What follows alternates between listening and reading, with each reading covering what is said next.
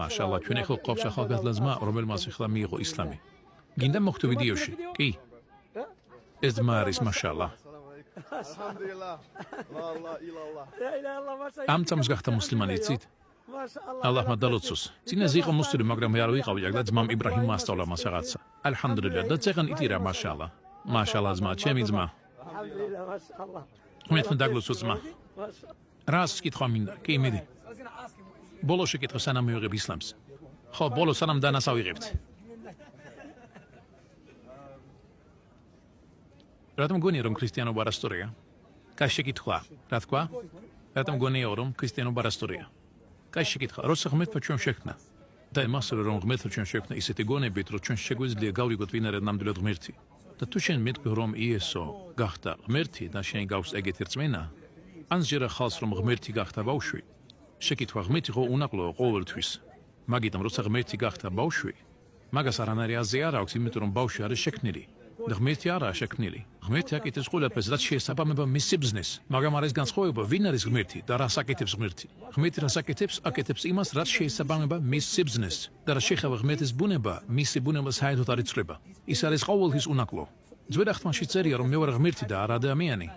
ოსია 11:9 ღმერთი ადამიანი არა, რიცხვნი ღმერთი კაცი არა, რომ მოითხოვოს ან თავისი აზრი შეცვალოს.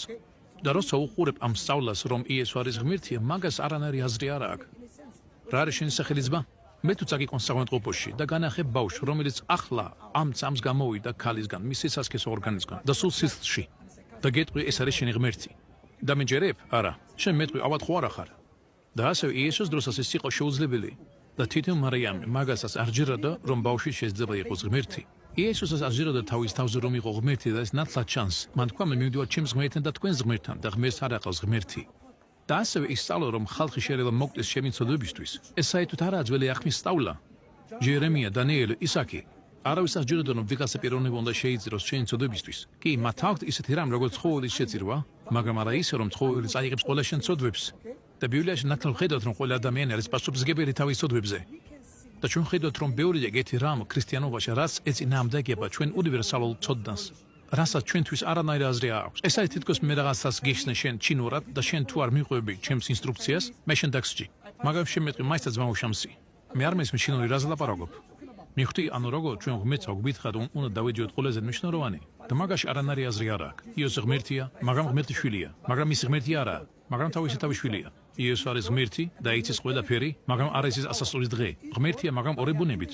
ადამიანია და ღმერთის ბუნება. მაგრამ იესო როგორც ადამიანი ყოველთვის ლოცულობდა ღმერთის მიმართ. თავის ღვთიურ ბუნებას არაფერი არ ეცოდა. კარგი რა. თითქოს რომ მოგდო შენ ცოდვებისთვის, მაგას არანაირი აზრი არ აქვს. თვითონ იესოც იყო მუსლიმი. მან ეძახდა რომ ჩემი ნებით ვერაფერს ვერ ვაკეთებ. და დაემორჩილა ღმერთს. მისი სწავლის მიხედვით, ღმერთის სწავლის მიხედვით. მან თქვა მე მოვედი რომ გასწავლოთ ღმერთის გზა. არა ჩემი ბურად. გასაგებია? კარგი, მე მზად ვარ. أشهد أن لا إله إلا الله وأشهد أن محمدا رسول الله. ინგლისურად მე ვამოწმებ.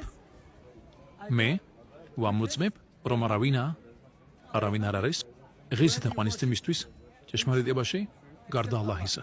და ვამოწმებ რომ მუჰამედი არის ბოლო შრომავალი და ღმერთის მორჩილი. და ვამოწმებ რომ იესო არის მორჩილი და ღმერთის შრომავალი.